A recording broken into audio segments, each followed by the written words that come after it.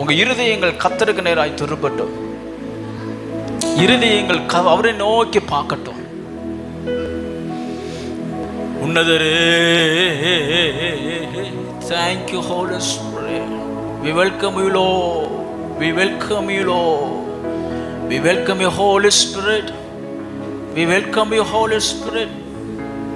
We welcome you Holy Spirit. Abarashidere நல்ல கனிகோடா மரங்களெல்லாம் வெட்டுண்டு அக்கினி போடப்படும். நல்ல கனிகோடா மரங்களெல்லாம் வெட்டுண்டு அக்கினி போடப்படும்.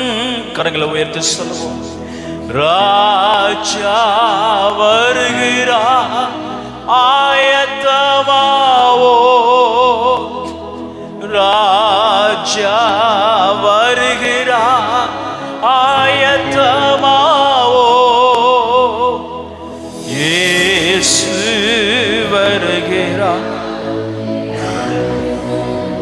ஆமென். இயேசு வருகிறார், எதிர்கென்று சொல்வோம். கரையில்லாமலே குற்றமில்லாமலே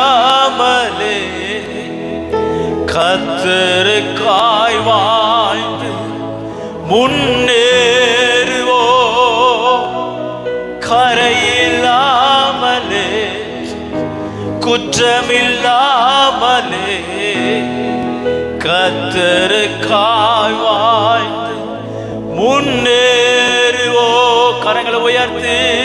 ராஜா வருகிறார், ஆயத்தமாவோ. ராஜா வருகிறார், ஆயத்தமாவோ. இயேசு வருகிறார், எதிர்கொண்டு செல்வோம்.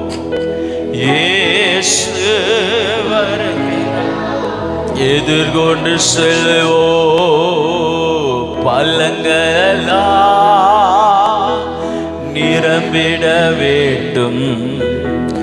மலைகள் குன்றுகள் கோணலானவை நேராக கரடானவை சமமாகணும். எல்லாரும் சேர்ந்து சொல்லுவோம். பள்ளங்களெல்லாம் பள்ளங்களெல்லாம் நிரம்பிடவே. மலைகள் குன்றுகள் ஓ ஹல்லேலூயா. Thank you Lord. எல்லாரும் சேர்ந்து சொல்லுவோம். இயேசு ராஜா வருகிறார், ராஜா வருகிறார், ஆயத்தமாவோ. ராஜா ஹல்லேலூயா.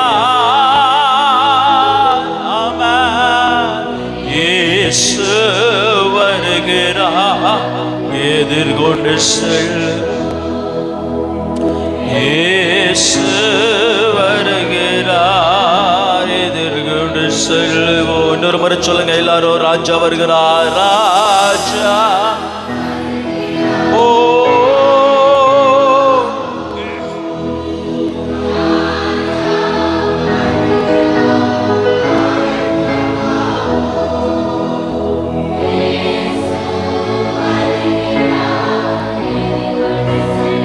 இயேசு ராஜா.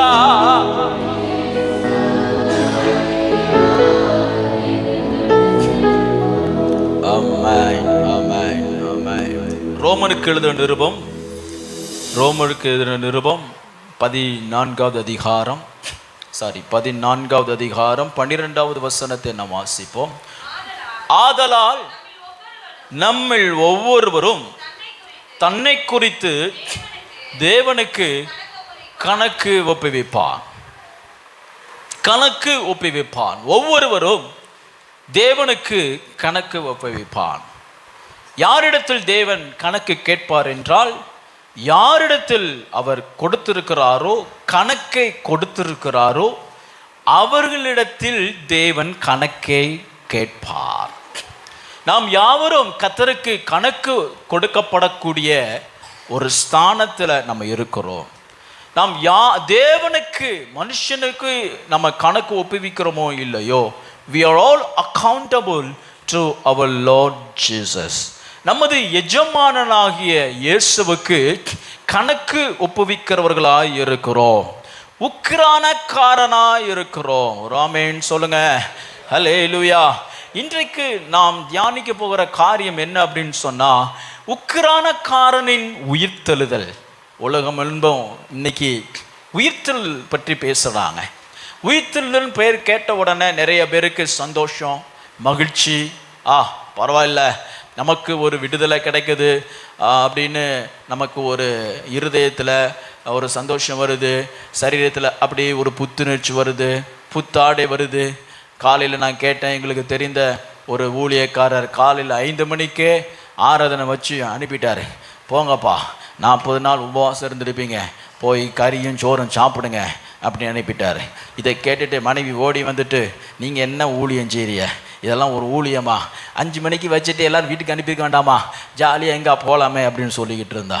நீங்களும் அப்படி மனசுக்குள்ளே சொல்லிடலாம் இருந்தீங்கன்னா அப்படி எல்லாருக்கும் ஒரு எதிர்பார்ப்பு இருக்க தான் செய்யும். நல்லா இருக்குது, பரவாயில்ல.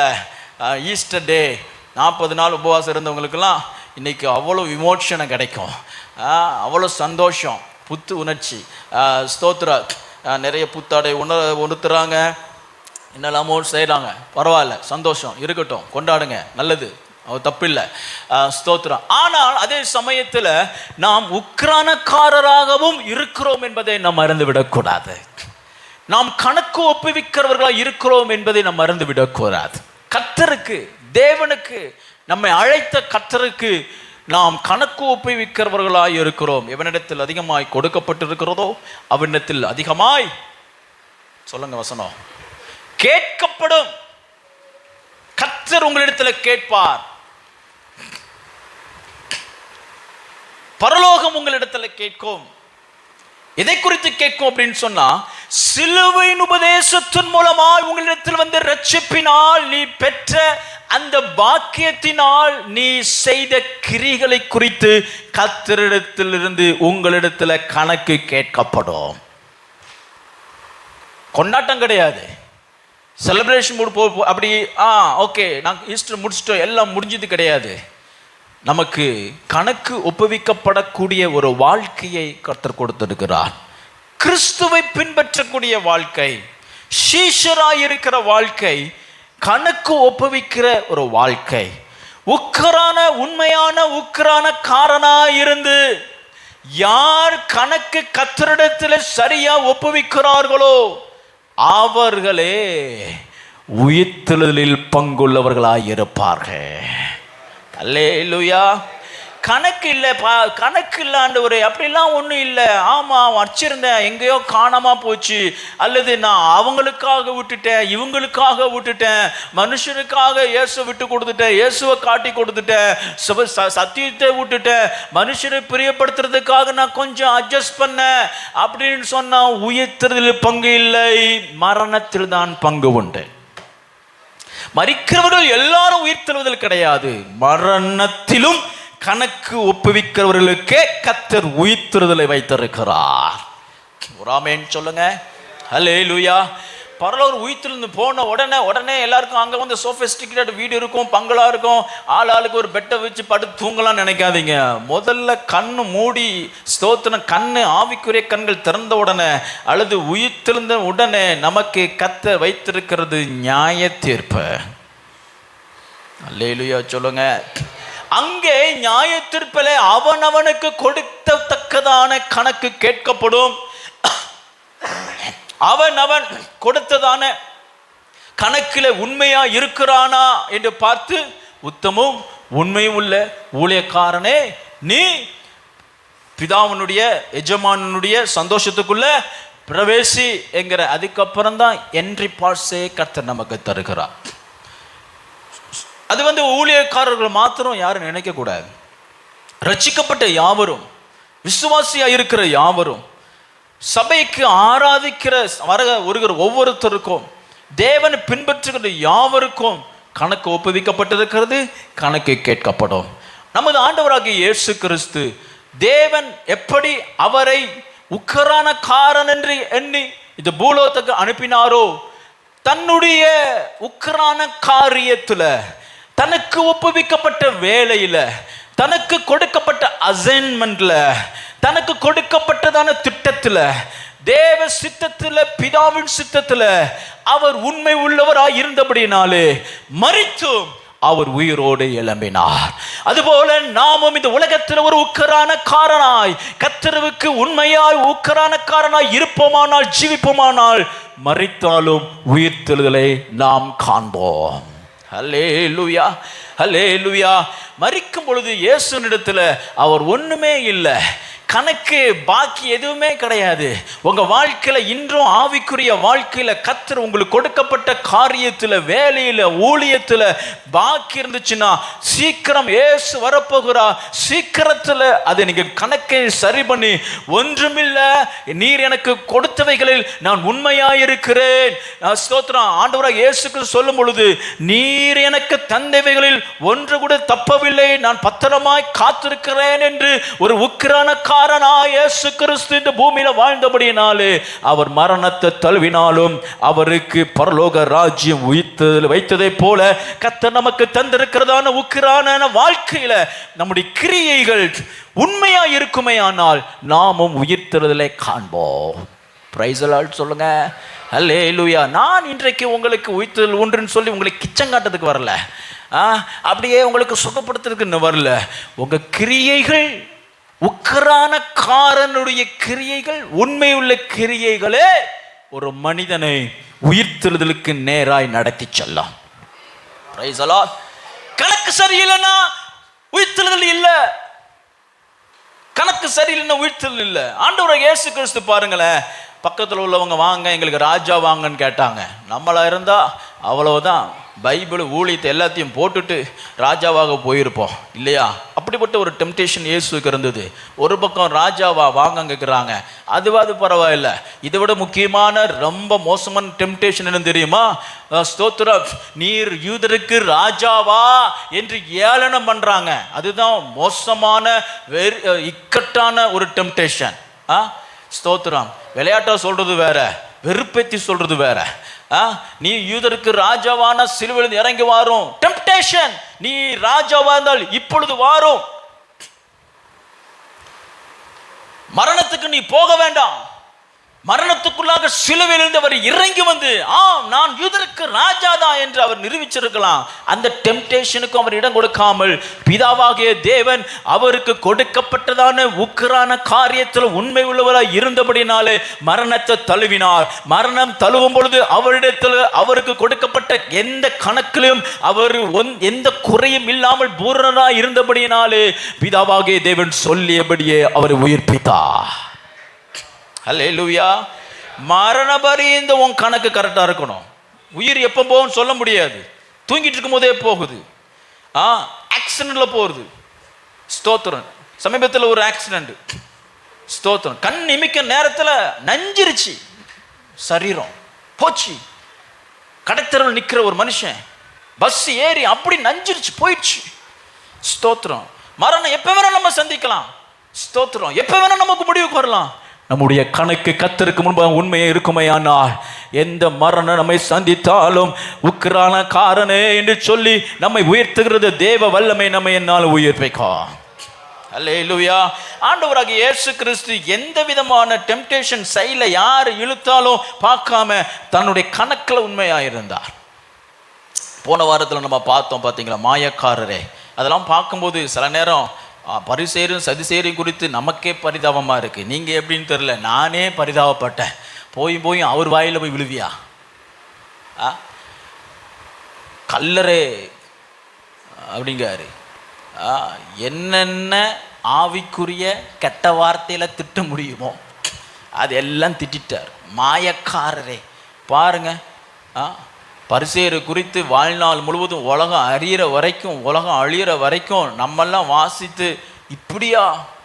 ஏன் அப்படி தெரியுமா? நான் பரிசேயரை பிரியப்படுத்தும்படி நான் அந்த உலகத்துக்கு நான் அனுப்பப்படவில்லை. சதுசேயரை ஸ்தோத்திரம் பிரியப்படுத்தும் இந்த உலகத்துக்கு அனுப்பப்படவில்லை. வேதபாரகர்களுக்கு ஸ்தோத்திரம் பிரியப்படுத்தும் இந்த உலகத்துக்கு அனுப்பப்படவில்லை.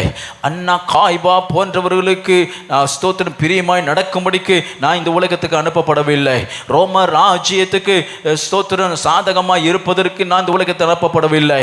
பரலோக உத்கரான காரணாய் இருக்கும்படிக்கு இந்த பூமியிலே அனுப்பப்பட்டிருக்கிறேன் என்று அவர் உறுதியாக இருந்தபடினாலே கர்த்தர் அவருடைய சரீரத்தை உயிரோடு எழுப்பினார். அல்லேலூயா. ஒரு உண்மையான கிறிஸ்துவனுடைய சிஷ்யனா இருக்கிறதுக்கு அடையாளம் உக்கிரானக்காரனாய் இருக்கணும், உண்மையா இருக்கணும், கணக்கு ஒப்புவிக்கனா இருக்கணும். தூக்கத்தில் எழும்பி கூட உங்களை குறித்தும் உங்க ஜீவியத்தை குறித்தும் உங்களுக்கு கொடுக்கப்பட்ட ஊழியத்தை குறித்தும் கணக்கு சரியா இருந்தீங்கன்னா உயிர்த்தெழுதல் நிச்சயம். கணக்கு சரியில்லை, நம்பலாம் நான் உயிர்த்தெழுவேன்னு சொல்லி நம்பிக்கை உங்களை காப்பாற்றாது. உக்கரானமான உண்மையான கணக்கு ஒப்புவிக்கக்கூடிய ஜீவியமே நம்மை உயிர்ப்பிக்கும். கரங்களை உயர்த்தாலே இல்லையோ சொல்லுங்க. ரோமருக்கு எழுதின நிருபம் 4வது அதிகாரம் 25வது வசனத்தை வாசிக்கும் பொழுது, ரோமர் 4:25 அவர் நம்முடைய பாவங்களுக்காக ஒப்பு கொடுக்கப்பட்டும் நாம் நீதிமான்களாக்கப்படுவதற்காக எழுப்பப்பட்டும் இருக்கிறார். இந்த கவனிங்க, இயேசு கிறிஸ்து இந்த பூமியில எதற்காக அனுப்பப்பட்டார் என்று சொன்னால், மனிதனுடைய பாவங்கள் மன்னிப்புக்கென்று ஒரு சாக்ரிஃபைஸ், ஒரு பலி செலுத்தப்பட வேண்டும் என்பதற்காக அவருக்கு ஒரு கணக்கு ஒப்புவிக்கப்பட்டு, ஒரு ஊழியம் ஒப்புவிக்கப்பட்டு, ஒரு உத்தரவாதம் கொடுக்கப்பட்டு, அவர் கரத்திலே ஒரு ஸ்தோத்திரம், ஒரு முக்கியமான ஒரு அசைன்மெண்ட், ஒரு வேலையை தந்து அவர் பரலோகத்திலிருந்து அனுப்பப்பட்டதில் அவர் உண்மை உள்ளவராய் இருந்தபடியினாலே, அவர் கணக்கில் சரியா இருந்ததனால நீதிமானாய் எழுப்பப்பட்டார். நீதிமானாய் எழுப்பப்பட்டார். நம்ம நினைக்கிறோம் இயேசு கிறிஸ்து அவர் கடவுள், மனுஷக்கு தேவகுமாரன், அவர் இருப்பாரு, நம்மளால் இருக்க முடியுமா? இல்லவே இல்லை. நீங்களும் நானும் இந்த உலகத்தில் எப்படி சோதிக்கப்படுகிறோமோ அப்படியே அவரும் சோதிக்கப்பட்டார். Praise the Lord. எப்படி ஒரு மனுஷனுக்கு உணர்ச்சிகள் இருக்கிறதோ அந்த உணர்ச்சிகள், இமோஷன்ஸ் எல்லாமே அவருக்குள்ள இருந்தது. ஆனாலும் எந்த சோதனைக்கும் தன்னை ஒப்பு கொடுக்காதபடி அவர் உண்மையாயிருந்தபடினாலே, உண்மை உள்ள உக்கிரானக்காரனாய் இருந்தபடினாலே கர்த்தர் அவரை எழுப்பினார். நீங்கள் எழுப்பப்படணும் அப்படின்னு சொன்னா கணக்கில் நீங்க உண்மையா இருக்கிறீர்களா? உங்களுக்கு கொடுக்கப்பட்ட உத்தரவாதத்தில் உண்மையில் ஒரு இருக்கிறீர்களா? எல்லாருக்கும் உத்தரவாதம் உண்டு. ஸ்தோத்திரம். ஊழியத்தில், குடும்பத்தில் ஸ்தோத்திரம். ஒரு பிள்ளை தவறாக போயிடுச்சு அப்படின்னு சொன்னால் சரியாக சொல்லுவாங்க, ஷார்ட்டாக சொல்லி முடிச்சுடுவாங்க. அப்பா சரியில்லை அதனால தான் பிள்ளை இல்லை, நீயும் உக்கரானக்காரன், உனக்கும் அதில் பங்கு உண்டு, நீ என்ன செய்த. அம்மா சரியில்லை அதனால் பிள்ளை சரியில்லை அப்படின்னு குடும்பத்தில் இருக்கிற யாராவது ஒருத்தர் சொல்ல முடியாது. எல்லாருக்கும் பங்கு உண்டு. சபைக்குள்ளேயும் எல்லாருக்கும் பங்கு உண்டு. சபை கிறிஸ்துவுக்கு நேராய், உயிர்த்தெழுதலுக்கு நேராய் அது பக்குவப்படுவதற்கு, வளர்வதற்கு, பலப்படுவதற்கு எல்லார் கையிலும் கணக்கு ஒப்புவிக்கப்பட்டு இருக்கிறது. ஆமென் சொல்லுங்க. ஹல்லேலூயா. அது அவங்க பாடு, இவங்க பாடு, ஏன் பாடு, ஓம் பாடு அப்படிலாம் போக முடியாது. கர்த்தர் எல்லாருடைய கரத்திலும் கணக்கு கேட்கிறவராய் இருக்கிறார். ஆமென் சொல்லுங்க. ஆண்டவராக இயேசு கிறிஸ்து மரணத்துக்கு முன்பதாக இந்த வசனத்தை சொன்னார், இட் இஸ் ஃபினிஷ்ட். எல்லாமே முடிந்தது. என்ன முடிந்தது அப்படின்னா கணக்கு முடிந்தது. எனக்கென்று கொடுக்கப்பட்ட கணக்கு முடிந்தது. நான் பிதாவுக்கு சமர்ப்பிக்க வேண்டிய கணக்கு முடிந்தது. அவர் எனக்கு கொடுத்ததான அந்த உத்தரவாதத்தில் நான் நேர்த்தியாய் செய்து முடித்தேன் என்று எப்பொழுது அவர் இட் இஸ் ஃபினிஷ்ட், எல்லாமே முடிந்தது என்று சொன்னாரோ அப்பொழுதுதான் உயிர்த்தெழுதக்கூடிய வல்லமை அவருக்குள்ளே வந்தது. நம்ம சொல்ல முடியுமா? இந்த நாட்களிலே ஆண்டவரே நீர் எனக்கு தந்தவைகளை நான் உண்மையாக இருக்கிறேன் எத்தனை பேர் சொல்ல முடியும்? நமது வாழ்க்கையை உக்கரானக்காரனை போல உண்மையில் இருக்கும் பொழுது கிறிஸ்து இயேசுவை போல நம்மையும் உயிர்ப்பிக்க பண்ணுவார். ஒரு ஆமென் சொல்லுங்க. அல்லேலூயா. மத்தேயு எழுதின சுவிசேஷம் 24வது அதிகாரத்தில் நாம் வாசிக்கும் பொழுது 44வது வசனம். மத்தேயு எழுதின சுவிசேஷம் 24வது அதிகாரம் 44வது வசனத்தை வாசிங்க. நீங்கள் நினையாத நாளிகையிலே மனுஷகுமாரன் வருவார், ஆதலால் ஆயத்தமாயிருங்கள். எதற்கு ஆயத்தமாயிருங்க? கணக்கு ஒப்புவிக்க ஆயத்தமாயிருங்க. மனுஷனை நம்ம ஏமாத்திரலாம், மறைச்சிடலாம். ஸ்தோத்திரம். ஆவிக்குரிய வாழ்க்கையை பற்றி நான் உங்களுக்கு சொல்லி கொண்டு இருக்கிறேன். உலக காரியங்கள் அல்ல, கர்த்தர் உங்களுக்கு கொடுத்திருக்கிற கிருபை, கர்த்தர் உங்களுக்கு கொடுத்திருக்கிறதான விசுவாசம், கர்த்தர் உங்களுக்கு கொடுத்திருக்கிறதான நம்பிக்கை, கர்த்தர் உங்களுக்கு கொடுத்திருக்கிறதான அபிஷேகம் எதற்கு என்று சொன்னால் தேவனுடைய சித்தத்தை நிறைவேற்றி உங்களுக்கு எந்த கணக்கிலும் குறையில்லாமல் உங்களை நேர்த்தியாக வைத்துக் கொள்வது தேவன் உங்களிடத்தில் எதிர்பார்க்கிற ஒன்று. அபிஷேகம் பெறணும். நிறைய பேர் சிலலாம் சொல்லுவாங்க, வாலிப பிள்ளைங்கள்லாம் என்கிட்ட வந்து கேட்பாங்க, ஃபஸ்ட்டு நான் அபிஷேகம் பெறணும். ரைட்டு, அபிஷேகம் பெற்று என்ன செய்ய போகிற? அபிஷேகம் பெற்று என்ன செய்ய போகிற? ஊழியம் செய்வியா? அப்படி ஒரு கேள்வி இருக்குது. அபிஷேகம் பெற்றவர்கள் எல்லார்ட்டையும் நான் ஒரு கேள்வி கேட்குறேன். அபிஷேகம் பெற்றேன் என்று சொன்னவர்கள் நீங்கள் கர்த்தருக்கென்று செய்கிறதான கிரியைகள் என்ன? ஸ்தோத்திரம். சிறு வயதில் என்னுடைய தகப்பனார் சபையில் நிறைய பேர் அபிஷேகம் பெற்றவங்கெல்லாம் உண்டு.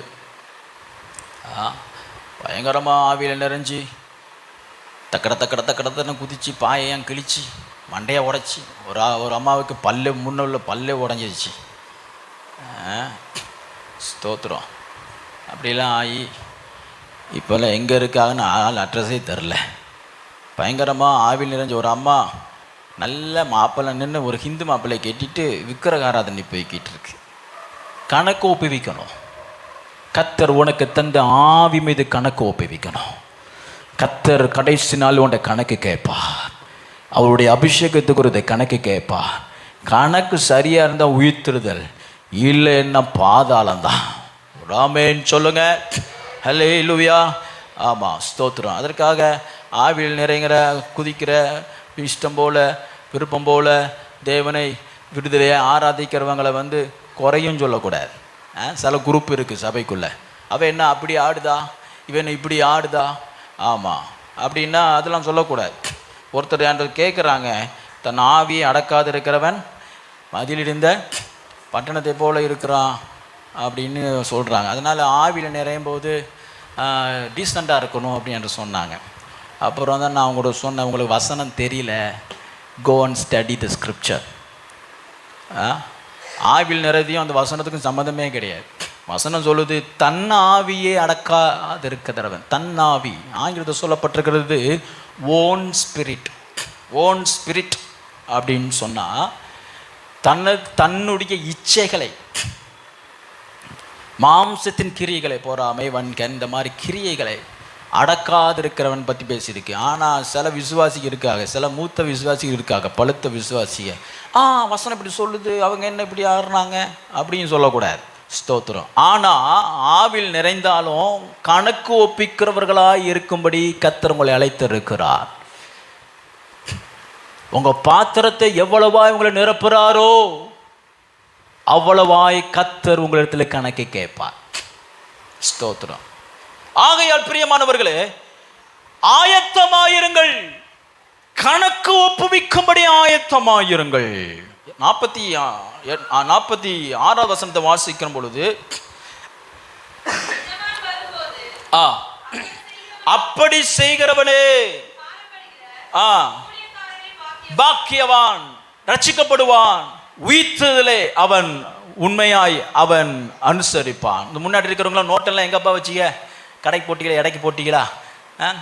ஸ்தோத்திரம். இடைக்கு போட்டால் கொஞ்சம் ஷேரிங்கெல்லாம் கொஞ்சம் கொண்டு வாங்க, நிறையா வாங்கியிருப்பீங்க போல். எழுதணும், நோட்ஸ் எடுக்கணும். ஆமாம், ஸ்தோத்திரம். என்ன செய்ய, நான் இருக்கிற வரைக்கும் இந்த பாடு தான், வேறு வழியே இல்லை, சமாளித்து தான் ஆகணும். எல்லார் கையிலும் நோட் புக் இருக்குது, நோட்ஸ் எடுங்க.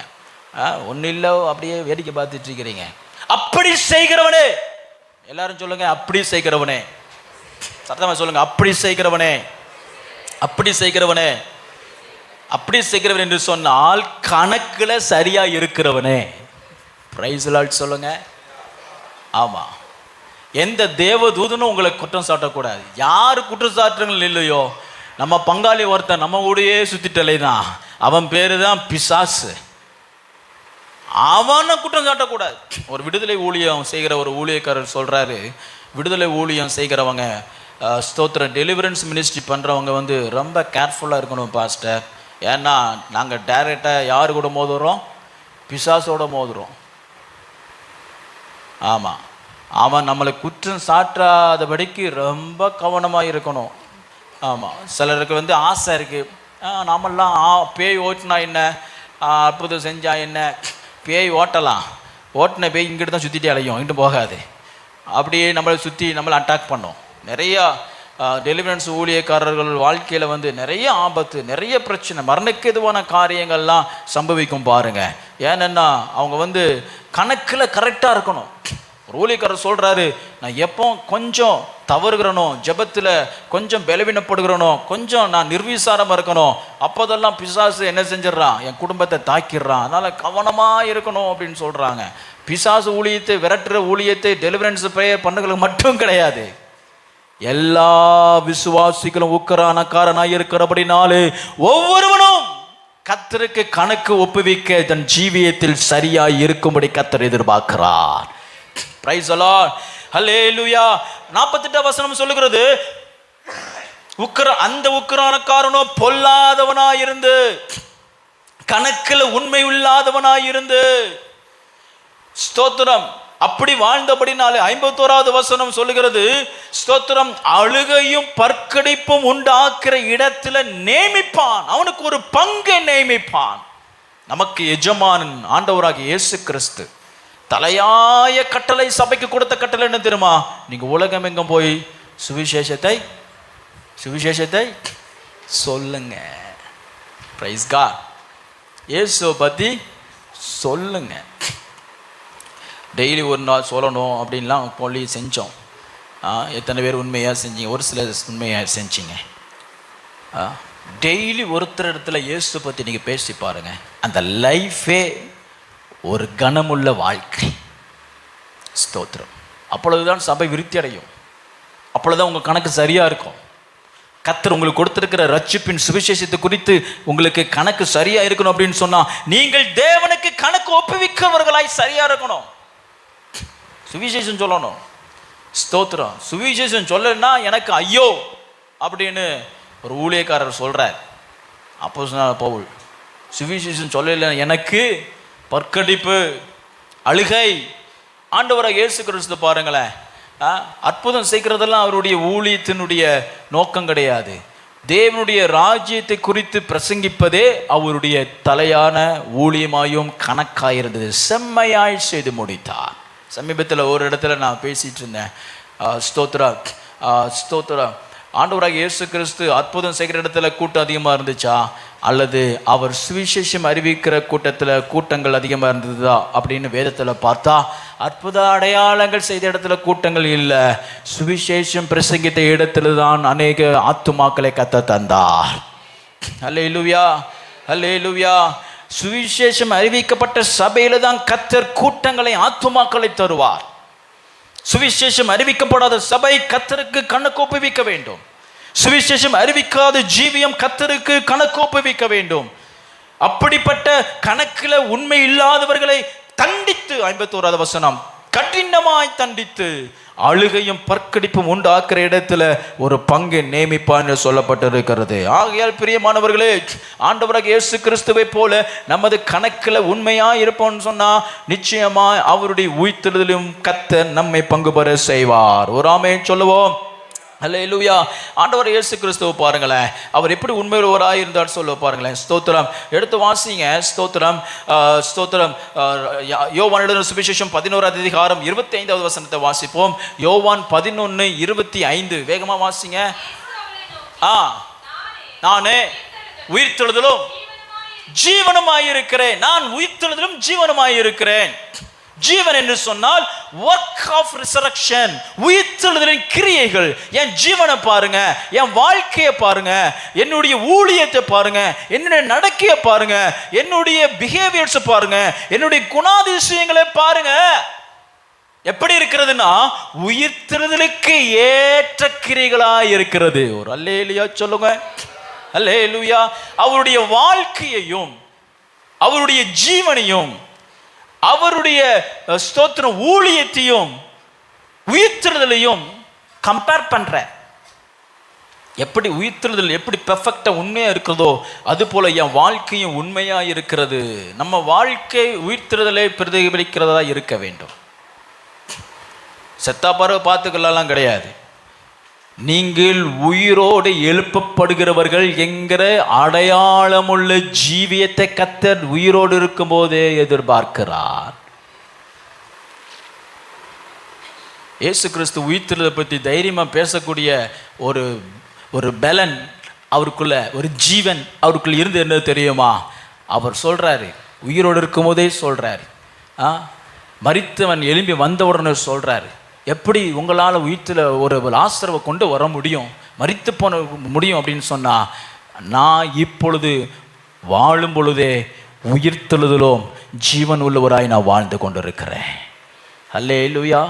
நம்முடைய கிரியைகள் நம்முடைய உயிர்த்தெழுதலை தீர்மானிக்கின்றன. மரணத்துக்கெருவான கிரியைகள் பாதாளத்தை தீர்மானிப்பதை போல, துன்மார்க்கரின் கிரியைகள் பாதாளத்தை தீர்மானிப்பதை போல, உயிர்த்தெழுதலின் கிரியைகள் நமது உயிர்த்தெழுதலை தீர்மானிக்கிறது. The work of resurrection decides your resurrection. கற்றுக்கொள்ளணும். அதை கற்றுக்கொண்டுதான் ஆக வேண்டும். புதிதான காரியங்களை, சத்தியங்களை கற்றுக்கொண்டு நமது வாழ்க்கையை நாம் வைத்து அதை அபியாசப்படுத்தி அதை இன்பம் என்று காண வேண்டும். ஆமென் சொல்லுங்க. ஆமா, ஒரு பாட்டு எழுதியிருக்கிறாங்க, இன்ப இயேசு ராஜாவை பார்த்தால் போதும். அது உங்க பாட்டு கிடையாது, மற்றவங்க பாட்டு, எழுதுனவங்க பாட்டு, அந்த பாடல் எழுதுனவங்கள பாட்டு. இயேசுவை எப்படி இன்பமா அனுபவித்திருந்தா அந்த பாட்டை அவங்க எழுதியிருப்பாங்க. இயேசுவினுடைய வழியை, கிறிஸ்து இயேசுவினுடைய பாதைகள் பின்பற்றுகிறதுனால உண்டான இன்பத்தை அவர்கள் உணர்ந்திருந்தால் இந்த பாடல் எழுதியிருப்பாங்க. நிறைய பாடல்கள் வேற யாரோ அவங்களுடைய சூழ்நிலையில், அவங்களுடைய கிரிகளில், அவங்களுடைய சாட்சியை நம்ம சாட்சி போல பாடிக்கிட்டு இருக்கிறோம். அதுதான் நான் சொன்னேன், நீங்கள் சொந்தமாக பாடல் எழுதுங்க, சொந்தமாய் கிறிஸ்துவை எக்ஸ்பீரியன்ஸ் பண்ணுங்க, சொந்தமாய் கிறிஸ்து இயேசுக்குள் இருக்கிறதான உயிர்த்தெழுதலை நீங்கள் அனுபவியுங்கள். எப்போ மரணம் சந்தித்தாலும் நான் உயிர்த்தெழுவேன்ங்கிறதான நிச்சயம் உங்களுக்குள்ளே கொண்டு வருவது உயிர்த்தெழுதற்கேற்றதான கிரியைகளை அன்றி வேறு ஒன்றுமே இல்லை. விசுவாசம் கிடையாது, நம்பிக்கை கிடையாது. உயிர்த்தெழுவேன்ங்கிறதான நம்பிக்கை உங்களை உயிர்ப்பிக்காமல் கிரியைகளே உங்களை உயிர்த்தெழுதற்கு நேர நடத்த செல்லுகிறது. ஒரு ஆமென் சொல்லுங்க. மத்திய எழுதின சுவிசேஷம் 28:6 வாசிக்கும் பொழுது, அவர் இங்கே இல்லை. 28:6, அவர் இங்கே இல்லை, அவர் உயிர்த்தெழுந்தார். கர்த்தர் வைத்திருந்த இடத்தை சத்தமா சொல்லுங்க, பாருங்கள். மரித்த இடத்தை பாருங்கள், சடலம் வைக்கப்பட்ட இடத்தை பாருங்கள். செத்த கிரிகள் இடத்தில் அவர் இருக்க முடியாது. உயிர்த்தெழுதலின் தேவன் செத்த கிரிகள், மரணத்துக்கு எதுவான கிரிகள், பாவத்துக்கு எதுவான கிரிகள், துன்மார்க்கத்துக்கு எதுவான கிரிகள் இடத்துல உயிர்த்தெழுதலின் தேவன் வாசம் பண்ண முடியாது என்பது போல கர்த்தருடைய உயிர்த்தெழுதலின் ஆவி நமக்குள்ளே மாம்சத்திற்குரிய கிரிகள், மரணத்துக்கு எதுவான கிரிகள் இருக்குமையானால் உயிர்த்தெழுதலின் ஆவியும் நமக்குள்ளே வாசம் பண்ண முடியாது. பாருங்கள், இயேசு உங்களை வயிற்ற கதவை தட்டி உங்களை கூப்பிட்டா எத்தனை பேருடைய குடும்பம் எங்கள் வீட்டுக்குள்ளே வாங்க, என் கணக்கு சரியாக இருக்குன்னு சொல்ல முடியும்? இதோ வாசற்படியிலிருந்து கதவை தட்டுறேன். ஒரு ஆமென் சொல்லுங்க. அல்லேலூயா. உங்கள் இருதய கதவை தட்டுகிறா, உங்கள் ஜீவிய கதவை தட்டுகிறா, உன் குடும்ப கதவை தட்டுகிறா, உங்கள் ஊழிய கதவை தட்டுகிறார். உங்களுக்கு கொடுக்கப்பட்ட உக்கிரான கதவை தட்டுகிறார். எப்போது வேண்டும் என்றாலும் அவர் தட்டும் பொழுது கதவை திறந்து, ஆண்டவரே வந்து பாரும், என்னிடத்துல செத்த கிரிகள் இல்லை, உம்மை போல மரணத்திலிருந்து உயிர்த்தெழுதின் கிரிகள் என்னிடத்தில் இருக்கிறது என்று சொல்லுகிறவர்களுடைய வாழ்க்கையிலேயே கர்த்தர் உயிர்த்தெழுதின் ஆவியை வைத்திருக்கிறார். கரங்களை தட்டி ஆண்டவருக்கு நன்றி செலுத்துவோம். அல்லேலூயா, அல்லேலூயா, ஸ்தோத்திரம். செத்த கிரிகள் இடத்துல உயிர்த்தெழுதலின் ஆவி இருப்பதில்லை. அவர் இங்கே இல்லை. எங்கே இல்லை? மரணத்துக்கு ஏதுவான சாவுக்கு ஏதுவான கிரிகளிடத்தில் உயிர்த்தெழுதலின் ஆண்டவராகிய இயேசு இல்லை. அல்லேலூயா. ஒரு பெரிய ஊழியக்காரர் இப்படியா சொல்லுகிறார், if you have really met with Jesus, you will never deny him or you will never commit sin. கிறிஸ்துவை உண்மையாக நீ ருசிச்சிருந்தா நீ பாவத்தை ருசிக்கவே முடியாது. It is impossible to taste sin அப்படின்னு சொல்றார். அப்பப்போ விழுறோம், விழுந்துடுறோம், அது வேற. ஆனா விழுந்து கிடக்கிறது பாருங்களேன். செத்த கிரிகளின் இடத்துல இயேசு இருக்க முடியாது. உயிர்த்தெழுதலின் ஆவி இல்லை. நம்பலாம், ஆனால் அந்த நம்பிக்கை நம்மை ஒரு நாள் கைவிடும். ரோமருக்கு 4:25 வாசிக்கும் பொழுது, ஸ்தோத்திரம், ரோமர் 4:25 வாசிங்க. ஏற்கனவே நம்ம வாசித்த அந்த வசனம் தான். அவர் என்ன செய்யப்பட்டார்? பாவத்திற்கென்று, மனுஷனுடைய பாவ விடுதலை கண்டு ஒப்பு கொடுக்கப்பட்டார். கிரியைகளுக்கு ஒப்பு கொடுக்கப்பட்டார். எழுப்பப்பட்டார். இயேசு கிறிஸ்து எப்படி ஸ்தோத்திரம் மரணத்துக்கு எதுவான சரீரத்தை அவர் சுமந்து இந்த உலகத்தில் ஜீவனம் பண்ணியும் கணக்குல அவர் கொடுக்கப்பட்ட உத்தரவாதத்தில் உண்மை உள்ளவரை இருந்தபடினாலே எப்படி எழும்பினாரோ, நாமும் சாவுக்கு எதுவான இந்த சரீரத்தை சுமந்தாலும் கிறிஸ்து இயேசு நமக்கு தந்திருக்கதான் ரட்சிப்பின் விடுதலையினால நம்முடைய கிரியைகள், ஸ்தோத்திரம், சாவுக்கு எதுவான கிரியைகள் இல்லாமல் ஸ்தோத்திரம் உயிர்த்தெழுதலுக்கு எதுவான கிரியைகளை நடப்பிக்கும் பொழுது நிச்சயம் நம்மையும் அவர் சொன்னபடியே நம்மை உயர்ப்பிப்பார். அல்லேலூயா. 1 பேதுரு 1:3 வாசிக்கும் பொழுது, ஸ்தோத்திரம், 1 பேதுரு 1:3 வாசிங்க. இயேசு கிறிஸ்துவே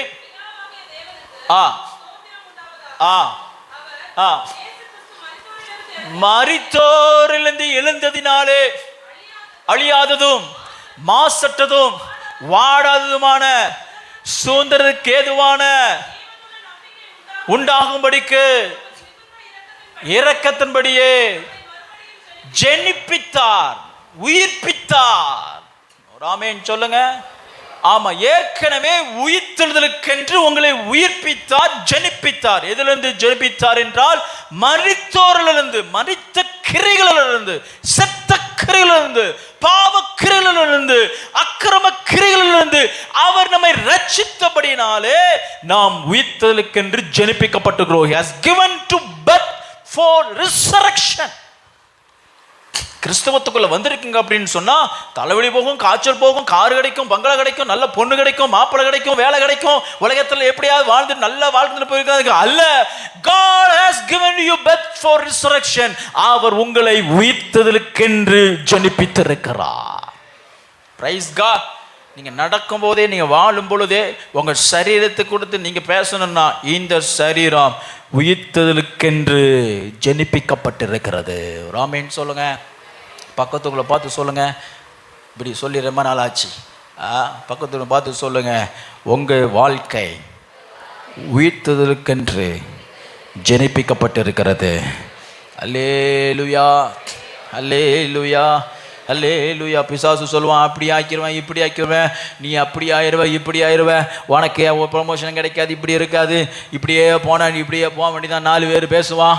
ஆமாம், ஸ்தோத்திரம், இப்படி இருந்தால் உனக்கு ஜீவன் கிடையாது, வாழ்க்கை கிடையாது, என்னெல்லாமோ ஸ்தோத்திரம், எல்லாம் எதிர்மறையான காரியங்களை அந்த உலகம் பேசினாலும் நீங்கள் உங்களை குறித்து நீங்கள் சொல்ல வேண்டியது என்னென்ன அப்படின்னு சொன்னால், இந்த வாழ்க்கை, இந்த சரீரம் உயிர்த்தெழுதலுக்கென்று கிறிஸ்து இயேசுவினாலே ஜெனிப்பிக்கப்பட்டிருக்கிறது, பிறக்கப்பட்டிருக்கிறது. Has given birth through. ஆமென் சொல்லுங்க. ஹல்லேலூயா. அதனால கர்த்தர் நம்மிடத்துல ஸ்தோத்திரம் செத்த கிரியைகளை பார்ப்பார் என்று சொன்னால் உயிர்த்தலை நாம் காண முடியாது. இயேசுனுடைய வாழ்க்கையில பாருங்க, அவர் சிலுவையில் அறையும் பொழுது 2 கைகளும் ஸ்தோத்திரம் விரிக்கப்பட்டு சிலுவையில் ஒன்றுமில்லாதவராய் அவர் தொங்கி எல்லாமே முடிந்தது. அதன் அர்த்தம் என்ன தெரியுமா? எனக்கு பிதா தந்தவைகளில் ஒன்றையும் குறைவு வைக்கவில்லை, சரியாய் நான் செய்து முடித்தேன். உங்கள் வாழ்க்கை அப்படி இருக்குமே ஆனால் உயிர்த்தெழுதலை நீங்கள் அனுபவிப்பீர்கள். அல்லேலூயா, ஸ்தோத்திரம். அநேக நேரங்களில் நம்முடைய ஜீவியம் கெட்டு போகிறதே காரணம் என்ன தெரியுமா? மற்றவர்களுக்காக வாழ்வதே. நீங்கள் எப்போ உலகத்துக்காக மற்றவர்களுக்காக வாழ நிறுத்துகிறீர்களோ அப்பொழுது உங்களை அழைத்த கிறிஸ்துவுக்காக வாழ ஆரம்பிப்பீர்கள். நிறைய பெற்றோர்கள் பிள்ளைகளுக்காக வாழ்கிறாங்க. எப்போ புத்தி வரும் அப்படின்னு சொன்னால் பிள்ளைகள்லாம் வளர்ந்து அமெரிக்கா போயிட்டு உங்களை முதியோர் உலகத்தில் சேர்த்தப்போ தான் அறிவு வரும், நம்ம கொஞ்சம் புத்தியாக இருந்திருக்கலாமேன்னு. பிள்ளைகளுக்காக வாழாதீங்க, உறவினருக்காக வாழாதீங்க, குடும்பத்துக்காக வாழாதீங்க, உலக காரியத்திற்காக வாழாதிருங்கள், உலக தரிசனத்திற்காக வாழாதிருங்க. கிறிஸ்து இயேசுவுக்காக நீங்கள் வாழும் பொழுது உயிர்த்தெழுதலின் ஆவி உங்களிடத்தில் வைக்கிறார். அல்லேலூயா. ரோமர் 8:11 வாசிக்கலாம். ரோமர் 8வது அதிகாரம் 11வது வசனத்தில் வாசிக்கும் பொழுது ஸ்தோத்திரம். அன்றியும் ஆவி உங்களில் வாசமாயிருந்தால்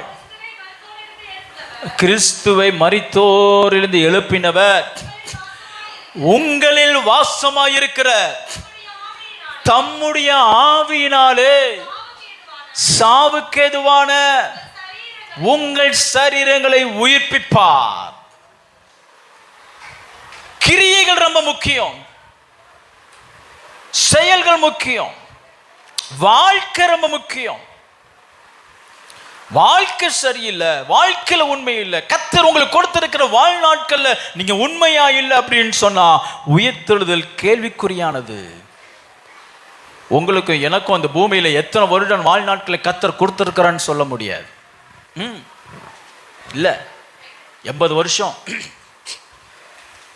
பைபிள் கால்குலேஷன் படி 80 வருஷம் மேக்சிமம். 80 வருஷத்துல இருக்கிறோம்.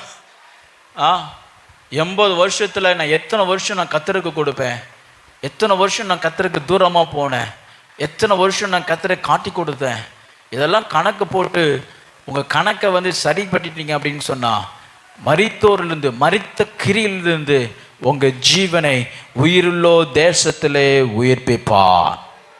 ஆமென் சொல்லுங்க.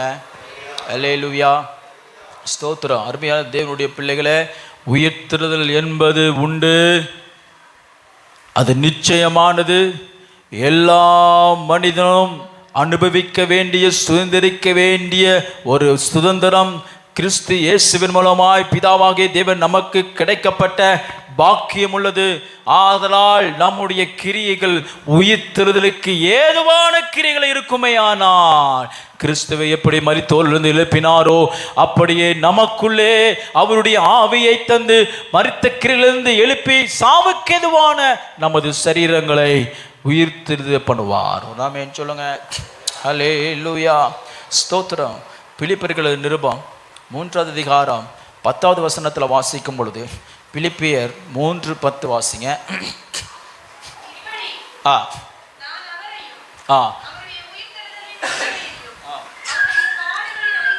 அறிகிறதற்கு ஆமென் சொல்லுங்க. அல்லேலூயா. உயிர்த்தெழுதலின் வல்லமையை அறிகிறதற்கு, knowledge, resurrection is a knowledge. இது அறிவு, அதுக்கு தான் போதிக்கப்படுகிறது. ஏன் ஒரு வாரத்தில் சொல்லி ஆராதனை முடிச்சுட்டு அனுப்பிடலாம்ல? ஏன் 1 மணி நேரம் உங்களுக்கு போதிக்க வேண்டியது இருக்கு அப்படின்னு சொன்னா உயிர்த்தெழுதல் பற்றியதான அறிவை பெற வேண்டியது இருக்கு. உயிர்த்தெழுதல் பற்றியதான நாலேஜ் உங்களுக்குள்ளே கடந்து வர வேண்டியது இருக்கு. உயிர்த்தெழுதல் பற்றியதான அறிவு. ஏன் நம்ம சரீரத்தை பாவத்துக்கு அல்லது ஸ்தோத்திரம் மரித்தோரின் கிரியைகளுக்கு நம்ம ஒப்பு கொடுக்கிறோம் அப்படின்னு சொன்னா உயிர்த்தெழுதலினுடைய அறிவு நம்மிடத்தில் இல்லாதபடியினாலே. ஸ்தோத்திரம். அதனால் இந்த முடிந்தால் இன்றைக்கி போய் உங்கள் வீட்டில் கொஞ்சம் நேரம் உட்கார்ந்து உயிர்த்தெழுதல் சம்பந்தப்பட்ட வசனங்களை எடுத்து அதை பற்றிதான சில அறிவை வளர்த்து கொள்ளுங்கள். அறிவை வளர்த்து கொள்ளுங்கள். உயிர்த்தெழுதல் பற்றிதான அறிவை வளர்த்து கொள்ளுங்கள். ஸ்தோத்திரம். எந்த சப்ஜெக்ட் உங்கள் மைண்டை நிரப்புறீங்களோ அந்த சப்ஜெக்ட் தான் உங்களுடைய வாழ்க்கையை ஆளுகை செய்யும். திருடுறவன் பார்த்தீங்கன்னா சிந்தனை முழுவதும் திருட்டுத்தனம் தான் போய்கிட்டு இருக்கும். பொய் சொல்கிறோம் பாருங்க, எப்பவும் சிந்தனையில் பொய்யான கதைகள் தான் போய்கிட்டு இருக்கும். ஒரு சின்ன விஷயந்தான் கேட்டிருப்பாங்க, ஆனால் அதுக்கு ஒரு பெரிய கதையை, பொய்யான கதையையே உருவாக்கக்கூடிய ஒரு திறமை அவங்களுக்குள்ள இருக்கும். ஏன் அப்படின்னு சொன்னால் அவங்க சிந்தனையே, அவங்களுடைய அறிவே முழுவதுமே பொய்யான அறிவு தான். உண்மையை ஏற்றுக்கொள்ளவே முடியாது. ஸ்தோத்திரம். அதனால் டிரான்சாக்ஷனல் அனலிசிஸ்ன்னு சொல்லிட்டு ஒரு தியரி இருக்குது. டிரான்சாக்ஷனல் அனலிசிஸ் அப்படின்னு சொன்னால், ஸ்தோத்திரம், சிந்தனையை சிந்தனை எப்படி நிறைஞ்சிருக்கோ அதுபடி தான் வாழ்க்கை இருக்கும். சிந்தனையில் ஒரு காரியத்தை கொடுத்து நல்லது அப்படின்னு சொன்னால் நல்லது. உதாரணமாக சயின்டிஃபிக் ஒரு எக்ஸாமினேஷன் நடந்து முடிஞ்சிருக்கு. எப்படி அப்படின்னு சொன்னால், ஸ்தோத்திரம், குழந்தை சிறு வயதில் ஸ்தோத்திரம் தீ கெட்டது அப்படின்னு சொல்லி கொடுத்தா அது வளர்ந்தா பிறகும் அது கெட்டதுன்னு நினைக்கும். தீ நல்லது அப்படின்னு சொல்லி கொடுத்தா அல்லது எக்ஸ்பீரியன்ஸ் பண்ணால் அது என்ன செய்யும்? வளர்ந்தா பிறகும் தீ நல்லது அப்படின்னு அது வாழ்க்கையில் அது நம்பிக்கிட்டு இருக்கும். அதனால தான் பாருங்கள், குழந்தைங்கள் ஒருத்தனுடைய வாலிப வயதில் க்ரைம் ஹிஸ்ட்ரி எடுத்து பார்த்தீங்கன்னா, ஸ்தோத்திரம், இந்த சைபர் க்ரைமில் ஸ்தோத்திரம் அல்லது இன்னொரு மெத்தட் இருக்குது, பேர் நான் மறந்துட்டேன், மன ரீதியாக குற்றத்தில் அகப்பட்டவர்களை சரி பண்ணுறது எப்படி, அவங்கெல்லாம் இந்த ஸ்டடி பண்ணுவாங்க. சைல்டுஹுட் எக்ஸ்பீரியன்சஸ், சிறு வயதில் அவங்க எப்படி வளர்ந்தாங்க, சிறு வயதில் வளர்க்கும் பொழுது இந்த உலகம் மனுஷனை, இந்த உலகத்தில் இருக்கிற எல்லா மனுஷனும் உனக்கு எதிராளி அப்படின்னா அவன் வளர்ந்த பின்பும் எல்லாரும் எதிராளி தான் அவன் பார்ப்பான். சிறு வயதில் அவன் எப்படி அனுபவிக்கிறானோ, அவனுடைய எக்ஸ்பீரியன்ஸ் எப்படி இருக்குதோ அதுதான் அவனுடைய எதிர்காலத்தை தீர்மானிக்கிறது என்று சொல்லுகிறார்கள். ஆவிக்குரிய வாழ்க்கையிலும் அதுதான். அறிவு எப்படி, தேவ அறிவு, உயிர்த்தெழுதலின் அறிவு எப்படி ஒரு மனிதனுக்கு பூரணமாக இருக்கிறதோ அது போலதான் அவனுடைய கிரியைகளும் உயிர்த்தெழுதலுக்கு ஏதுவாக இருக்குமே என்று சும்மா பேசிக்கிட்டு இருந்தால் ஒன்று வேலைக்கு ஆகாது. நம்ம என்ன நினைக்கிறோமோ அதை தான் நம்ம செய்கிறோம். நம்ம சிந்தனையில் இருக்கிறது அதுதான் நமக்குள்ள கிரியில் நடப்பிக்கிறோம். ஸ்தோத்திரம். அதனால தான் இங்கே சொல்லப்பட்டிருக்கிறது, ஸ்தோத்திரம், உயிர்த்தெழுதலின் வல்லமை குறித்ததான அறிவு எனக்கு வேணும். அப்பொழுது மரணத்துக்குப்பான ஸ்தோத்திரம், எப்படியானாலும் நான் மரித்தோரிலிருந்து உயிரோடு எழுந்திருப்பதற்கு தகுதியாவேன். யார் உயிர்த்தெழுதலுக்கு தகுதி அப்படின்னு சொன்னால், உயிர்த்தெழுதல் பற்றிதான அறிவை பெற்றிருக்கிறவர்கள். ஏன் உயிர்த்தெழுதல் பற்றிதான அறிவு பெற்றிருக்கணும் அப்படின்னு சொன்னால், உயிர்த்தெழுதல் பற்றிதான அறிவு பெற்றிருக்கிறவர்களுடைய கிரியைகள் உயிர்த்தெழுதலுக்கு ஏதுவாக இருக்கும். Your life cannot contradict, your work of your hands cannot contradict your mind. You cannot fake your mind. பாருங்களேன், உங்கள் சிந்தனையை யாரை ஏமாற்ற முடியாது. வேற யாராவது ஏமாத்திடலாம், ஆனால் உங்களை நீங்கள் ஏமாற்றவே முடியாது. Your conscience will never accept your fake activities. உண்மையாக தான் இருக்கும். வெளியில் நம்ம பொய் சொல்லுவோம், ஆனால் உள்ள கரெக்டாக சொல்லிக்கிட்டே இருக்கோம், நீ சொல்கிறது பொய் அப்படின்னு கரெக்டாக சொல்லும். எது உண்மைன்னு இருதயத்துக்கும் சிந்தனைக்கும் போய்கிட்டே இருக்கும். கிறிஸ்துவ வாழ்க்கையில் நம்ம தவறுது காரணம் என்ன அப்படின்னு சொன்னால், we lack the knowledge of Christ, we lack the knowledge of resurrection. ஆங்கிலத்தில் சொல்லப்பட்டிருக்கு, I want to know Christ. நான் கிறிஸ்துவை அறிய விரும்புகிறேன். அப்போஸ்தலன் பவுல் சொல்றாரு. அவன் பெரிய வேதபாரகன் பாருங்க, வசனம்லாம் தெரியும். ஸ்தோத்திரம், வேதத்தை ஸ்தோத்திரம் ஆழமாய் ஆராய்ந்தவன். ஸ்தோத்திரம், பழைய ஏற்பாட்டை மிகவும் ஆழமாய் பேசக்கூடிய வல்லமை பெற்றவன். அவர் சொல்லுகிறாரு, I want to know Christ, நான் கிறிஸ்துவை அறிய வேண்டும் விரும்புகிறேன். உயிர்த்தெழுதலின் வல்லமையை குறித்து நான் இன்னும் கற்றுக்கொள்ள வேண்டும் விரும்புகிறேன். You must learn the work of resurrection. உயிர்த்தெழுதலின் கிரியைகளை நீங்க கற்றுக்கொள்ள வேண்டும். யாராவது உங்களுக்கு ஒரு நல்ல முன்னுதாரணமா இருந்தாங்கன்னா கற்றுக்கொள்ளுங்க. இப்பெல்லாம் வலைதளங்கள் நமக்கு ரொம்ப வசதியா இருக்கு. வசனத்தை கற்றுக்கொள்வதற்கும் சத்தியத்தை கற்றுக்கொள்வதற்கும் எல்லா உலகத்தில் எல்லா சபையிலும், ஏன் சில திருமுறையில் பேசப்படக்கூடிய சுவிசேஷம் கூட வலைதளங்கள் வருது பாருங்க. வசனத்துக்கு பஞ்சமே கிடையாது. உங்களை வாவிக்குரிய வாழ்க்கையில் உயிர்ப்பிக்கிற வசனங்களை கேளுங்க. ஸ்தோத்திரம். ஆவிக்குரிய அந்த உயிர்த்தெழுதலின் அறிவை நீங்க வளர்த்துக் கொள்ளும் பொழுது உங்களுடைய கிரியைகளும் உயிர்த்தெழுதலாக இருக்கும். ஆமென் சொல்லுங்க. ஹல்லேலூயா. ஸ்தோத்திரம். எப்படி நம்முடைய கிரிகள் உயிர்த்தெழுதலாக இருக்கணும்னு சொன்னா, நாம் நாட்டப்பட்டிருக்கிற இடத்தை பொறுத்து. 1 கொரிந்தியர் 15 அதிகாரம் 20வது வசனத்தை வாசிங்க. 1 கொரிந்தியர் 15:20 வாசிக்கும் பொழுது, கிறிஸ்துவும் எழுந்து மூதற் பலனானார். The first resurrection. கிறிஸ்து மரித்தோலிருந்து எழுந்த ஃபர்ஸ்ட் ஃப்ரூட். உயிர்த்தெழுந்தவர்களை பரிசுத்த வேதாகமம் ஒரு கனி போன்ற பார்க்கிறது, கனியாக பார்க்கிறது. கனி நமக்குள்ள இருந்து வெளிப்படுகிற கனி, அதுதான் உயிர்த்தெழுதலுக்கான கிரியைகள். சங்கீதம் 1வது அதிகாரம் 3வது வசனத்தில் சொல்லப்பட்டிருக்கிறது. சங்கீதம் 1:3, அவன் எங்கே நடப்பட்டிருக்கிறான்? நீர்க்கால்களில் ஓரமாய் நடப்பட்டு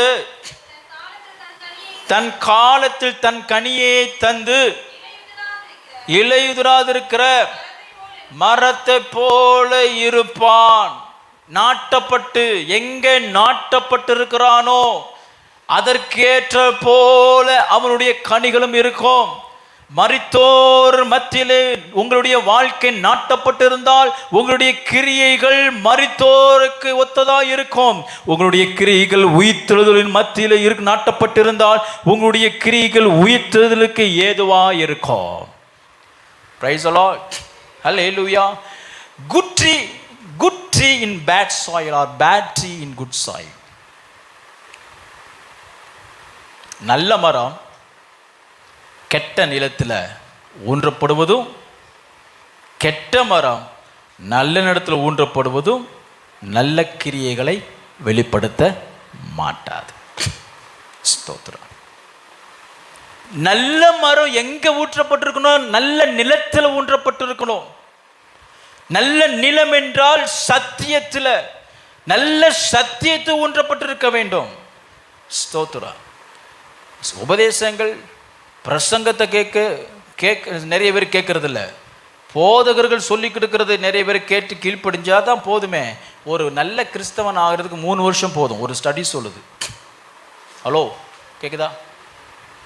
ஒரு கிறிஸ்தவன் ரட்சிக்கப்பட்டு, ஒரு கிறிஸ்துவை அறியாதவன் ரட்சிக்கப்பட்டு சபையில் சேர்க்கப்பட்டு சபையில் போதிக்கப்படுகிற சத்தியத்தை கேட்டு முழுமையாக அப்படியே ஃபாலோ பண்ணிட்டு வந்தா அவன் உயிர்த்தெழுதலுக்கு தகுதியாகிற கிறிஸ்துவ வாழ்க்கை அவனுக்குள்ளே வந்து விடுமா? எத்தனை வருஷத்தில்? 3 வருஷம்தான் போதும். நம்ம சபைக்கு வந்து ரட்சிக்கப்பட்டு எத்தனை வருஷம் ஆச்சு? ஆனாலும் நமக்குள்ள என்ன இல்லை? உயிர்த்தெழுதலின் கிரியை இல்லை, மரித்தோரின் கிரிகள் தான் இருக்கிறது. ஏன் அப்படின்னு சொன்னா கேட்கறது இல்லை. யாரை கேட்போம் அப்படின்னா பக்கத்தில் இருக்கவங்க பேச்சை கேட்கறது, பக்கத்து வீட்டுக்காரங்க கேட்கறது, சொல்றது கேட்கறது, சொந்தக்காரங்க கேட்கறது. ஸ்தோத்திரம். சத்தியத்தை கேட்கறது இல்லை. கர்த்தர் உங்களை நற்குல திராட்சை செடியாய் அழைத்து சத்தியத்தில் நல்ல மண்ணில் குட் சாயில்ல நிலைநாட்டும்படிக்கு தான் கர்த்தர் உங்களை அழைச்சிருக்கிறார். Get rooted in your mind in good soil.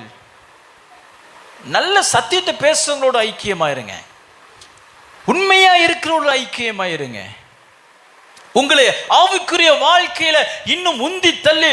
ஸ்தோத்திரம். சமீபத்தில் ஒருத்தங்க எனக்கு ஃபோன் பண்ணாங்க, ஒரு சகோதரி எனக்கு ஃபோன் பண்ணாங்க. அவங்க சொன்னாங்க, நான் இவங்களுக்கு நான் ஃபோன் பண்ணேன், 2 பேரும் ஜெபம் பண்ணோம், ஃபோனில் தான் ஜெபம் பண்ணோம். ஜெபம் பண்ணி ஆரம்பித்த உடனே ஆவியில் நிறைந்து ஜெபம் பண்ணி நான் அவங்களுக்கு தீர்க்கதரிசனம் சொல்கிறேன், அவங்க எனக்கு தீர்க்கதரிசனம் சொன்னாங்க. இந்த அனுபவம் யாருக்கா இருக்கா? கேட்டால் நான் 40 வயசு விசுவாசி. ஏன் நீங்கள் எங்கே நிலைநாட்டப்படலை? You are a good tree. நீங்கள் நல்ல மரம். எகிப்திலிருந்து உங்களை வேரோடு பிடுங்கி நல்ல நிலத்தில் உங்களை ஊன்ற பண்ணும்படிக்க கிறிஸ்து இயேசு சிலுவையில் மரித்தார். நல்ல மரம் கெட்ட மண்ணில் போய் சேர்ந்தா நம்முடைய கனிகளும் கெட்டதா இருக்கிறது. அதனால தான் சங்கீதம் சொல்லுகிறது, நீர்க்காலில் ஓரமாய் நல்ல இடத்துல நாட்டப்பட்டதாய். ராமேன்னு சொல்லுங்க, சத்தியம் இல்லாத இடத்துல நீங்க நாட்டப்பட்டிருப்பீர்கள் என்று சொன்னார். சத்தியம் இல்லாத உறவுகளில் உங்களுடைய வேறு பற்றி இருக்குமே ஆனால் நீங்கள் சொத்த கிரியைகளை கொடுக்கிறவர்களாக இருப்பீர்கள். 52:8 சங்கீதம் 52:8 வாசிக்கும் பொழுது, சங்கீதம் 52:8 நான் கர்த்தருடைய ஆலயத்தில் தேவனுடைய ஆலயத்தில் ஒரு அல்லேலூயா சொல்லுங்க, அல்லேலூயா. தேவனுடைய ஆலயத்தில் சத்தியத்தில் நிலைக்கப்பட்டவர்கள், ஊன்றப்பட்டவர்கள் எப்படி இருக்கிறாங்க? பச்சையான ஒலிவ மரத்தை போல இருக்கிறார்கள். தீங்கு இல்லாத, காயம் இல்லாத, மரித்த கிரிகள் இல்லாத ஒரு பச்சையான வாழ்க்கை. அப்படின்னா கனிவுள்ள வாழ்க்கை, ஜெயமுள்ள வாழ்க்கை. பிரைஸ் காட் சொல்லுங்க, ஸ்தோத்திரம். சபைக்கு வர்றாங்க, சில நேரம் அபிஷேகம் கூட நிறுறாங்க, அந்நிய பாஷை பேசுகிறாங்க, ஆனால் உலக காரியங்கள் அவங்கள எடுத்துருந்து போகலை. நல்ல மனம் வருது, ஸ்தோத்திரம். அதற்காக கர்த்தரை ஸ்தோத்தரிக்கிறேன். ஆமாம், நமக்கு நல்ல சாப்பாடு செஞ்சுருக்காங்கன்னு நினைக்கிறேன். ஆனால் உங்கள்கிட்ட என்னென்னா சாப்பாடே ஆராதனையாக மாற்றிடுங்க, அதான் பிரச்சனை. அதெல்லாம் மாறணும். ஆராதனை கட்டு பண்ணிட்டு சோறு பொங்கக்கூடாது, அதெல்லாம் முடிக்கணும். அந்த டிசிப்ளின் வந்தால் நீங்கள் ஆசீர்வாதமாக இருப்பீங்க, இல்லைன்னா ஆமாம் கஷ்டம். ஸ்தோத்திரம். போன வாரம் யாரோ சொன்னாங்க, நல்ல பிரசங்கம் பண்ணிகிட்டு இருக்கும்போது நிறைய டிஸ்டர்பன்ஸை சுற்றி யாரோ வேணும்னே பண்ணுற மாதிரி இருக்குது அப்படின்னு சொல்கிறாங்க. நிறைய டிஸ்டர்பன்ஸ் இருக்குது. நல்ல நல்ல மனங்கள்லாம் ஞாயிற்றுக்கிழமை தோறும் வந்துகிட்ருக்கு. ஸ்தோத்திரம். இருக்கட்டும், போட்டோம். ஸ்தோத்திரம். பிரியமானவர்களே, வசனம் சொல்லுகிறது, நான் கர்த்தருடைய நல்ல இடத்துல நாட்டப்பட்டிருக்கிறதுனால என்னுடைய வாழ்க்கை எப்படி இருக்கிறது? பசுமையாய் இருக்கிறது. ஸ்தோத்திரம். அது ரொம்ப முக்கியம். சத்தியத்தில் ஊன்றுகிற வாழ்க்கையை தான் ஒரு உயிர்த்தெழுதலின் கிரிகளை கொடுக்க முடியும். சத்தியத்தில் நாட்டப்படாத வாழ்க்கை, உண்மையிலே நாட்டப்படாத வாழ்க்கை செத்த கிரிகள் தான் கொடுக்கும் என்று வசனம் சொல்லுகிறது. அதனால் யோவான் 15:2 சொல்கிறபடி ஆண்டவர் சொல்கிறாரு, அநேக கனிகளை கொடுக்கும்படிக்கு நான் அதை என்ன செய்கிறேன்? சுத்தம் பண்ணுகிறேன். Praise the Lord. சரி பண்ணுகிறேன், கரெக்ஷன் பண்ணுகிறேன். ஸ்தோத்திரம். அவர் என்ன செய்கிறார்? கரெக்ட். வசனத்தை வாசிங்க 2 யோவான் 15:2.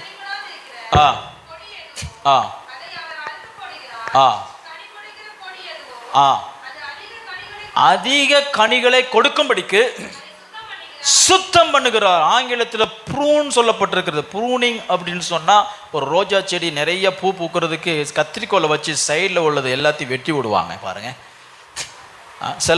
சில மரங்கள், கனி கொடுக்குற மரங்கள்லாம் சின்ன வயசில் சின்ன ஹைட்லேயுமோ கனி கொடுத்துச்சுன்னா அந்த கனியை பறிக்க மாட்டாங்க, அதை வெட்டி விட்டுருவாங்க. அது வளரணும், நல்ல மறந்து அநேக கனிகளை கொடுக்கும்படிக்கு. ஸ்தோத்திரம். நம்முடைய கிரியைகள் கனி கொடுக்க நல்ல கனிகளை, நல்ல கிரிகள் நம்ம இடத்துல வரணும் அப்படின்னு சொன்னால், பச்சையான ஒலிவ மரமாய் நம்மை மாற்றுகிற தேவனுடைய சமூகத்தில் நாம் ஊன்றப்படவர்களாக இருக்க வேண்டும். ஆமென் சொல்லுங்க. அல்லேலூயா. ஸ்தோத்திரம். ஸ்தோத்திரம். மத்தியிலும் சுவிசேஷம் 21 அதிகாரத்தில் எடுக்க வேண்டாம். ஆண்டவராக இயேசு கிறிஸ்து சொல்லும் பொழுது அவர் பசியாக இருந்தார். அவர் பசியாக இருந்து அவர் என்ன செய்கிறார்? அத்திமரத்தை நோக்கி பார்க்கிறார். தேவனுடைய பிள்ளைகளை, உங்களிடத்தில் உயிர்த்தெழுதலினுடைய கனிகள், உயிர்த்தெழுதலினுடைய கிரிகள் இருக்கிறதா என்று அவர் பசியாய் நம்மை நோக்கி பார்க்கிறார், ஆவலாய் நோக்கி பார்க்கிறார். நம்ம அநேக நேரங்களில் நம்ம இயேசுவை ஏமாத்திடுறோம், அவரை நம்ம வஞ்சித்துடுறோம். நம்ம நல்ல கனிகள் கொடுக்காததுனாலே அவரை நாம் ஏமாற்றி விடுகிறோம்.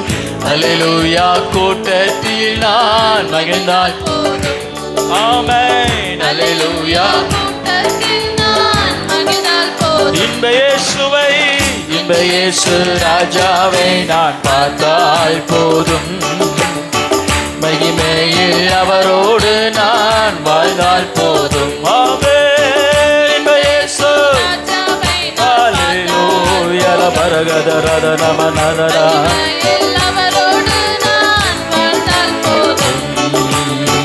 முற்கிடம் சுட்டப்பட்ட தலையை பார்த்து பொற்கிடம் சுட்டி நானோ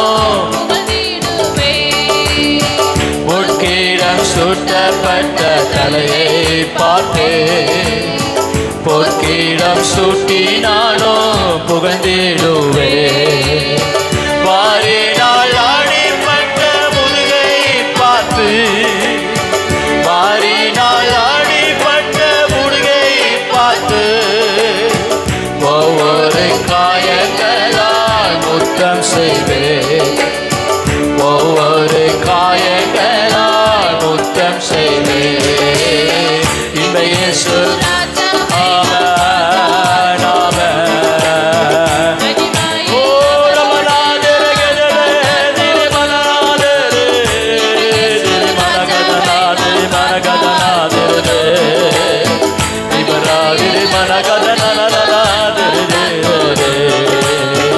ஆகாய காலம் என்று முழங்கிடுவோம் ஏழையே நாவல் என்று தேர்ந்திடுவோம் ஆகாய காலம் அமனாம ஏழையே நாவல் என்று அப்பா என் கண்ணீர் என்று துடைக்கின்றாரோ அப்பா என் கண்ணீர் என்று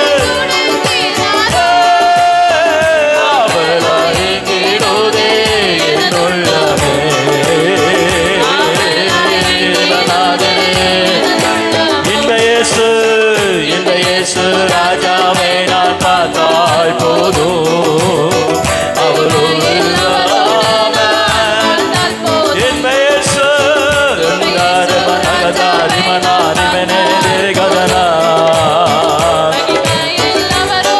நான் வாழ்ந்தால் போதும் தூதர்கள் வினைகளை விட்டு போது விரிவான கொள்ளைய கோஷம் முழங்கும் போது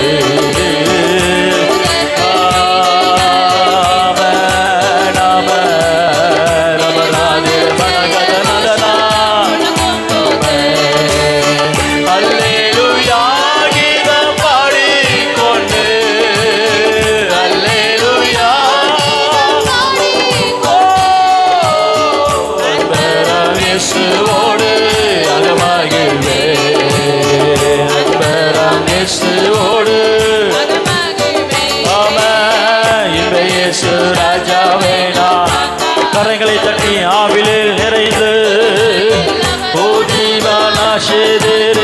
ஹல்லேலூயா இன்ப இயேசு ராஜாவை நான் பார்த்தால் போதும் மகிமையில் அவரோடு நான் வாழ்ந்தால் போதும் இன்ப இயேசு ராஜாவை நான் பார்த்தால் போதும்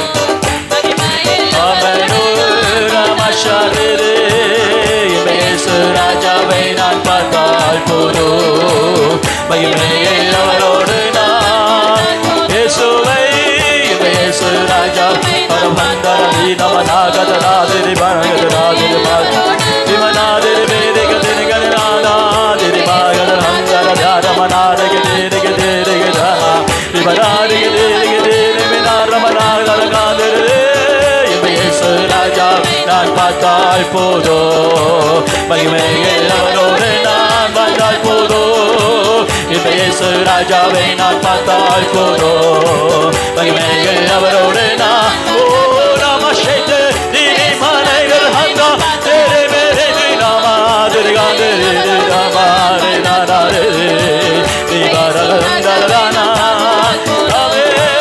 இயேசு ராஜாவை நான் பார்த்தால் போதும் மகிமையில் அவரோடு நான் ஹல்லேலூயா இயேசு ராஜாவை நான்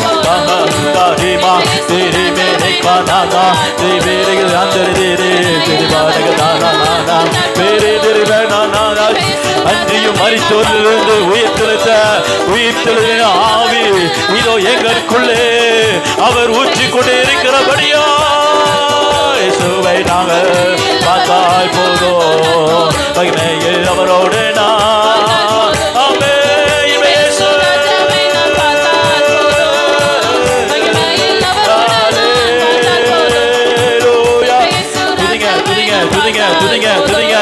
சாவிக்கு ஏதுவான சரீரத்துக்குள்ள மரணத்துக்கு ஏதுவான சரீரத்துக்குள்ள எப்பொழுது உயிர்த்தெழுதின் ஆவி இதோ ஊதுகிறார். உன்னை பலவீனப்படுத்துகிற பொல்லாத சரீரத்துக்குள்ள இப்பொழுது உன்னை உயிர்ப்பிக்கிற கர்த்தராகிய இயேசு கிறிஸ்துவின் ஆவி ஊதப்படுகிறது, ஊற்றப்படுகிறது. ரமராதி நமன செந்தாராதா Yesu, Yesu, Yesu,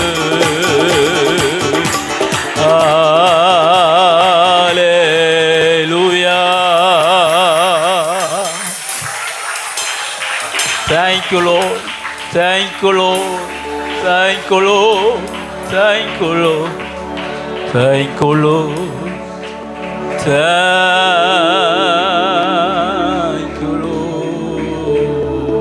மரணத்தை ஜெயித்தவரே உம்மை ஆராதனை செய்கிறோம். பாதாளம் வென்றவரே உம்மை ஆராதனை செய்கிறோம்.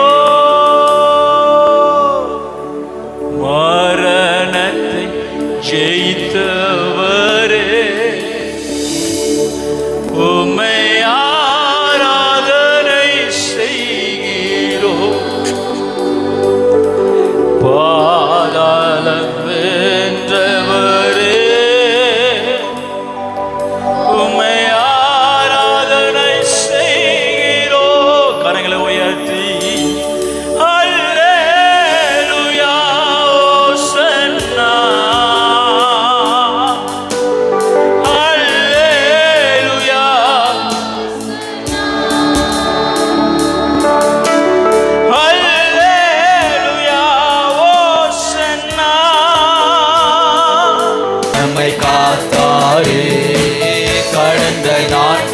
கண்மணி போல் கருத்துடன் நம்மை காத்தாரே. கர்த்தரையே நம்பி ஜீவித்திட கிருபையும் நீங்களால் சோதரிப்போமே. அற்புதமே அவர் நடத்துதலே, ஆனந்தமே பரமானந்தமே, நன்றியால் உள்ளமே மிக பொங்கிடுதே.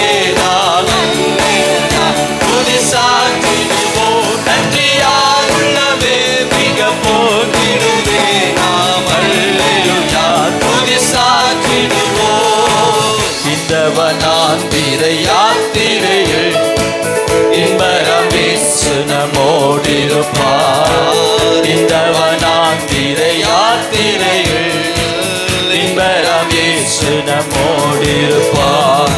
போகையிலும் நாம் வருகையிலும் அற்புதமே அவர் நடத்துதலே, ஆனந்தமே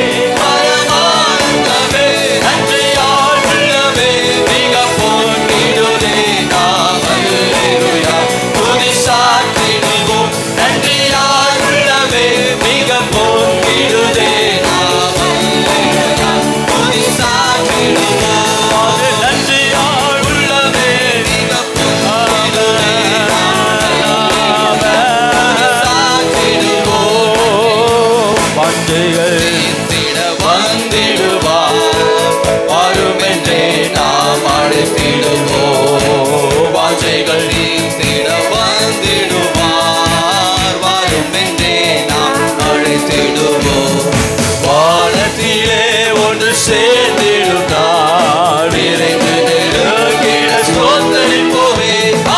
அற்புதமே அவர் நடத்துதலே,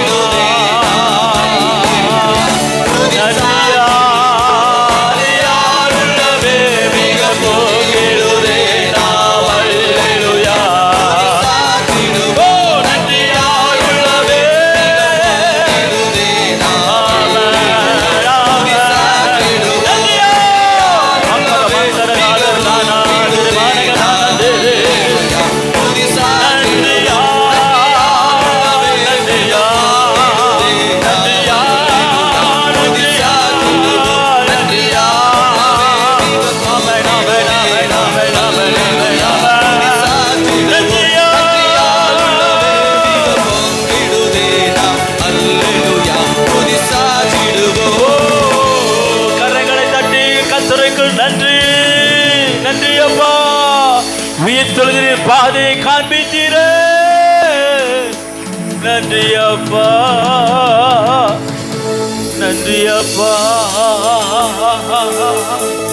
நன்றி அப்பா, நன்றி அப்பா, நன்றி ஆண்டவரே. நீங்கள் நடத்தி வந்த பாதைகளுக்கு நன்றி. இனியும் நீர் எங்களை நடத்த போகிற சகல பாதைகளுக்கு நன்றி.